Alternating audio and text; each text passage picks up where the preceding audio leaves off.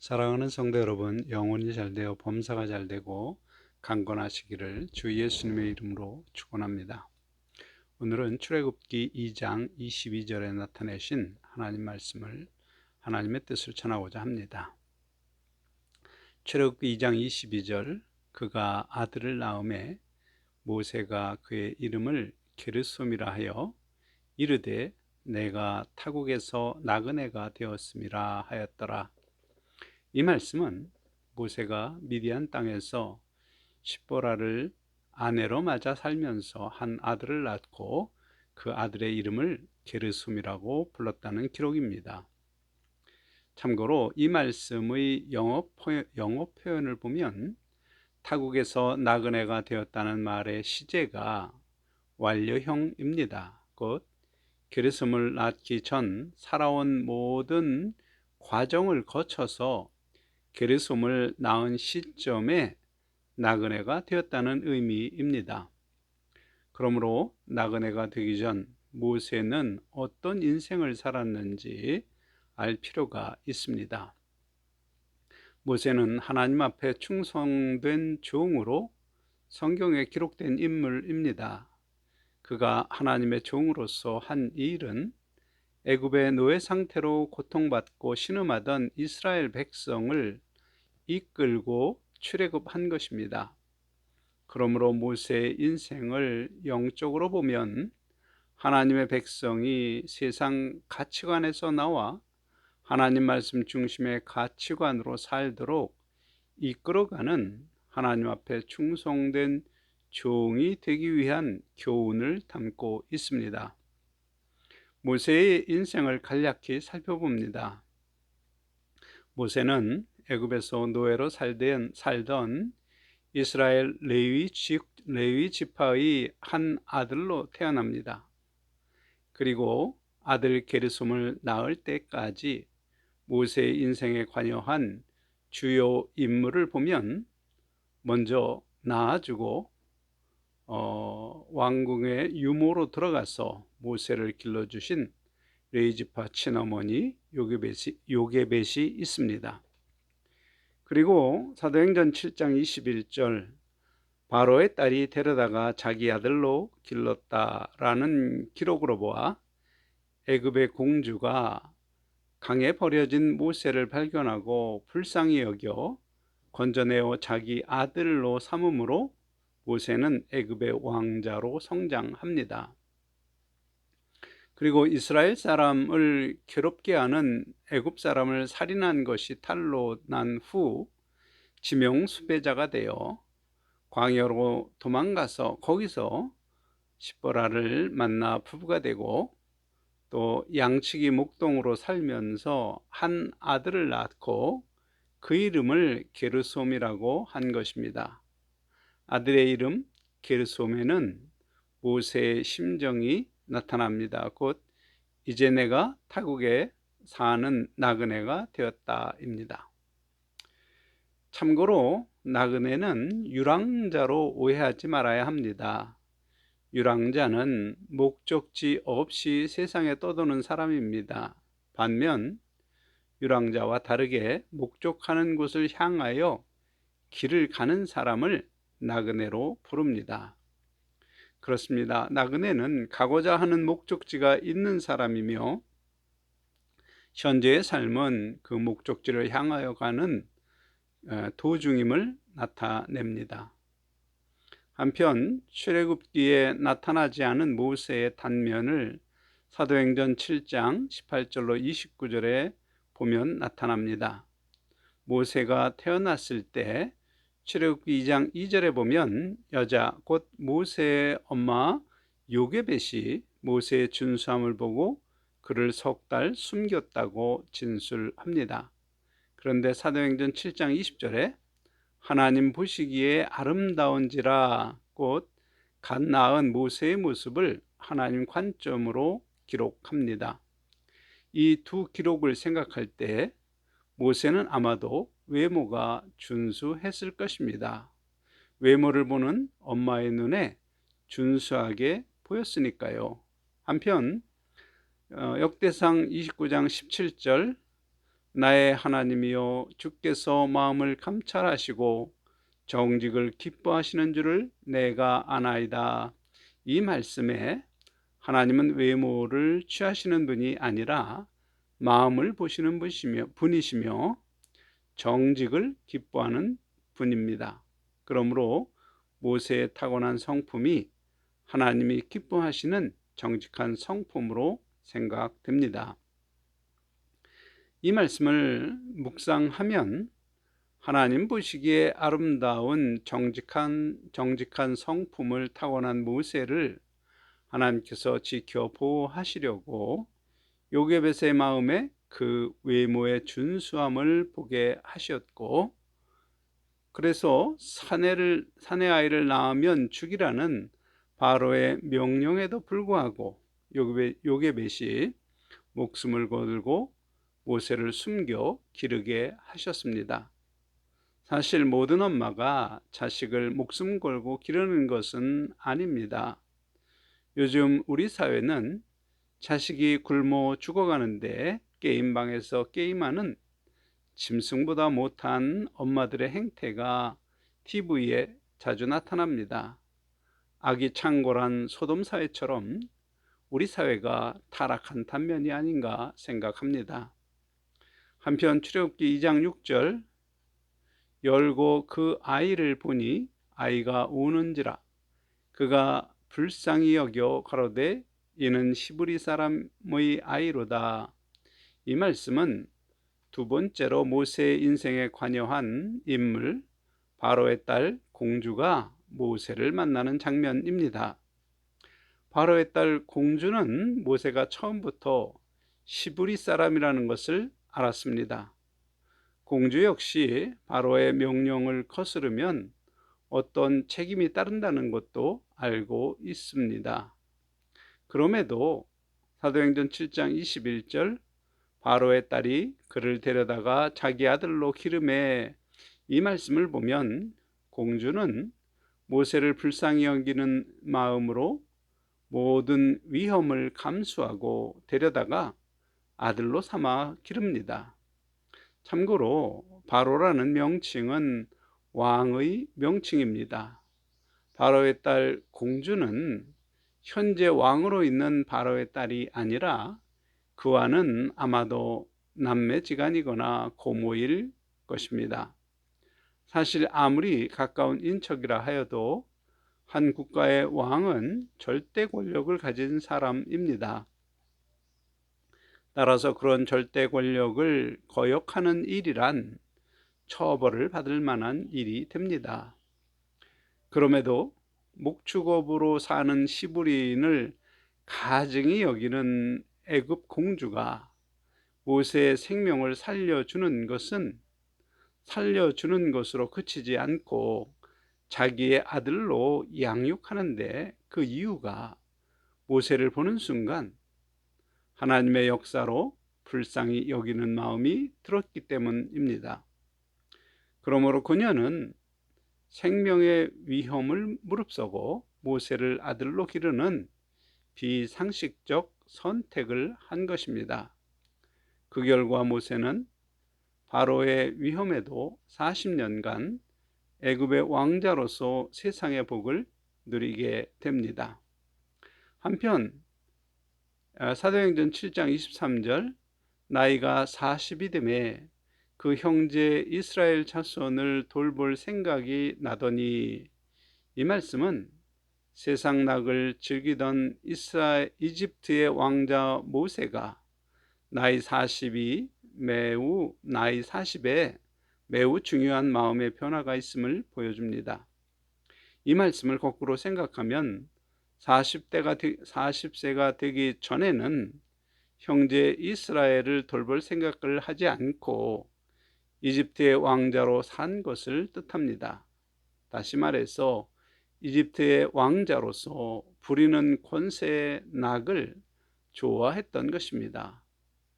그런 그가 40세가 되었을 때 히브리 사람을 핍박하는 애굽 사람을 죽이고 또 이스라엘 형제들의 다툼을 보고 안타까워하다가 결국 살인자로서 지명수배를 받아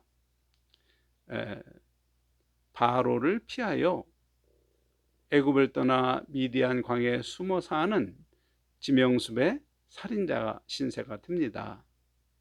그렇게 애굽의 왕자로서 세상의 온갖 낙을 누리던 모세가 이스라엘 형제를 돌보며 이스라엘 형제를 핍박하는 애굽 사람을 죽이는 행동까지 한 그러한 모세의 변화된 마음 상태를 히브리서 11장 24절로 26절 말씀, 믿음으로 모세는 장성하여 바로의 공주의 아들이라 칭함받기를 거절하고 도리어 하나님의 백성과 함께 고난받기를 잠시 죄악의 낙을 누리는 것보다 더 좋아하고 그리스도를 위하여 받는 수모를 애굽의 모든 포화보다 더 큰 재물로 여겼으니 이는 상 주심을 바라봄이라. 이 말씀에서 알 수 있습니다. 곧 모세의 변화는 첫째, 애굽의 왕자 신분으로 불리기를 거절하고 하나님의 백성이 되는 것을 선택한 것입니다. 둘째, 잠시 누리는 죄악의 낙보다 하늘 상을 더 귀한 재물로 여기는 사람이 됩니다. 모세가 하나님의 백성의 정체성을 지키기 위하여 받는 순환을 즐거워한 이유가 상 주심을 바라본 것이므로 모세가 바라본 상은 하나님 백성으로 받는 순환, 그 순환으로 예비됨을 의미합니다. 모세는 어떻게 잠시 이 세상에 허락된 인생의 시간이 지난 후 영원한 세상에서 하나님이 주실 상을 바라보는 그런 내적 변화를 이룰 수 있었을까요? 모세가 외면적으로는 비록 공주의 아들로 자라고 있었지만 실상은 유모 역할을 하는 친엄마 요게벳의 품에서 성장하며 하나님을 아는 지식이 자라고 또 이스라엘과 맺은 하나님의 언약을 믿음으로 마음이 변화된 것입니다. 그러므로 탄생에서 그때까지 그 모든 일이 애굽의 노예 상태로 사는 이스라엘 백성을 이끌어내시려는 하나님의 계획 가운데 모세를 향한 하나님의 은혜가 있었음을 알 수 있습니다. 결론적으로 모세가 이스라엘 백성을 형제로 여기고 돌볼 결심을 한 배경은 이집트의 왕자로서 죄의 낙을 누리기보다는 하나님이 주실 상을 바라본 결과입니다. 그런데 그 일로 인하여 실제 생활은 왕궁의 호화로운 왕자에서 광야의 목동이 되어 살게 되었습니다. 아들 게르솜을 낳자 모세는 그런 모든 과정을 거쳐 지금 내가 광야에서 나그네가 되었다고 고백하는 것입니다. 이제까지 모세에 관한 설명을 종합하면 나그네인 모세가 바라본 인생의 목적지는 충성된 종으로 받는 상이며 그 상은 영광의 부활입니다. 하나님은 하늘상 곧 영광의 부활을 바라본 모세를 불러서 애굽의 노예 상태에서 신음하는 온 이스라엘 백성을 이끌어 출애굽하도록 인도하는 하나님의 종으로 사용하셨습니다. 또한 그는 하나님 앞에 충성된 종으로 평가를 받으므로 그가 바라본 하늘 영광에 들어가게 됩니다.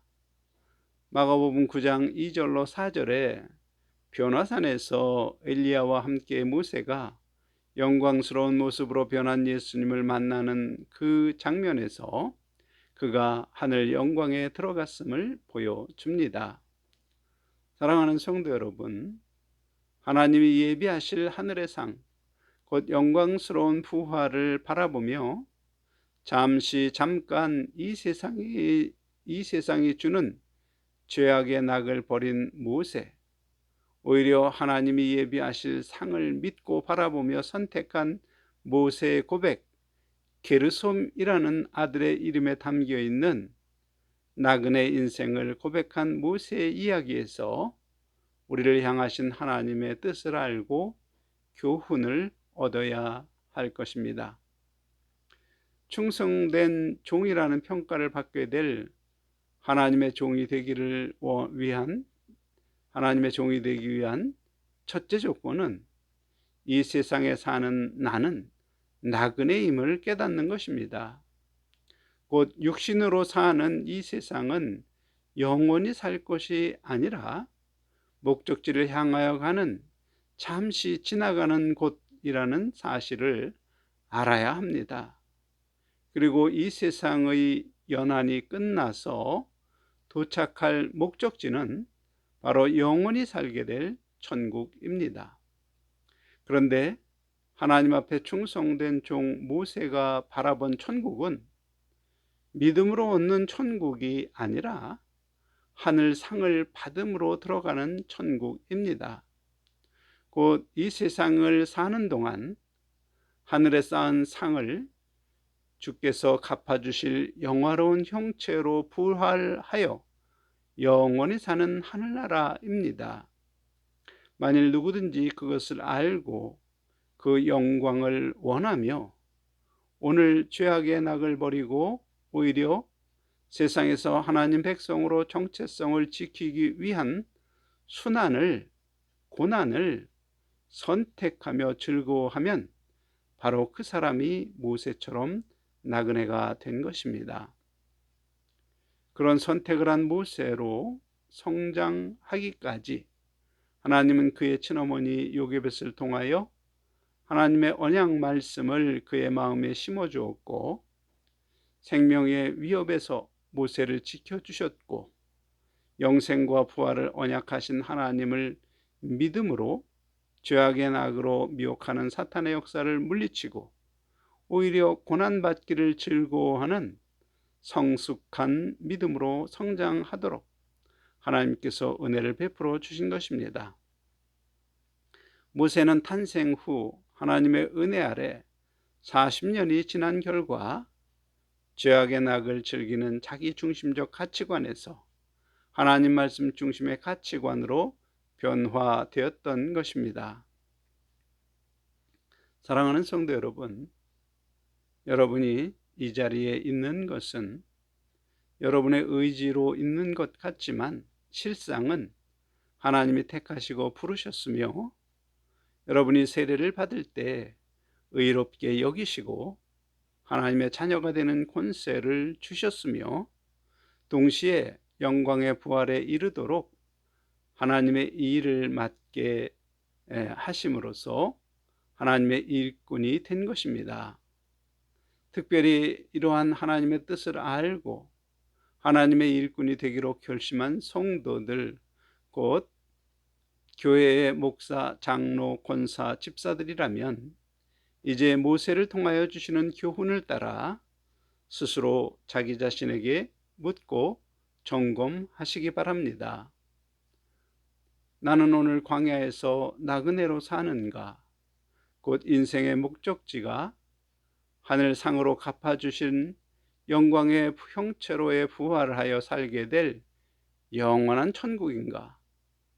아직 내 마음의 탐심과 육체의 정욕을 만족히 원하는 그 죄의 낙을 얻으려고 사는 인생은 아닌가? 만일 하나님 말씀에 죄라고 말씀하시는 것을 내가 좋아하면 나는 죄의 낙을 즐기는 사람입니다. 그러나 고통이 따르더라도 나의 탐심과 정욕 만족을 위한 언행을 버리고 하나님 말씀을 지켜 행하는 사람이라면 하늘상을 바라보며 죄악의 낙을 버린 사람입니다. 하나님께서 상을 바라본 모세를 죄의 종으로 애굽에서 고통받으며 신음하는 이스라엘 백성을 이끌 지도자로 세우신 것처럼 성도 여러분이 영광의 부활을 바라본다면 주변 사람이 죄의 낙을 좋아하는 자기중심적 가치관에서 나와서 영광의 부활을 바라보는 하나님 말씀 중심의 가치관으로 변화되어 성경의 약속을 기업으로 누리게 하시려는 하나님의 뜻을 위하여 부르심을 받은 내가 이 세상의 죄의 낙을 버리는 선택을 해야 하는 것입니다. 곧 하나님의 뜻을 위하여 부르심 받았다는 것은 내가 세상 죄악의 낙을 버리는 선택을 해야 그 선택으로 가는 길이 바로 충성된 종으로 인정받는 길입니다. 마지막으로 강조합니다. 하늘상을 바라보며 이 세상 낙을 버리고 형제를 돌보는 하나님의 종이 되는 그 시작은 어머니 요게벳에게 하나님 말씀을 배워 마음에 새긴 모세처럼 하나님 말씀을 매일 영의 양식으로 마음에 새겨야 합니다. 오직 하나님 말씀이 우리 마음에 새겨져서 나의 가치관이 그 말씀 중심으로 변화될 때 비로소 이 모든 진리를 깨닫고 진리의 길을 갈 수 있기 때문입니다. 사랑하는 성도 여러분, 매일 성경을 마음에 새기는 습관, 새로운 습관을 만드시고 영광의 부활을 바라보는 나그네로 하나님 말씀 중심으로 판단하고 선택함으로써 하나님 앞에 충성된 종으로 인정을 받으시고 하늘 영광에 들어가게 되시기를 주 예수님의 이름으로 간절히 축원합니다. 아멘.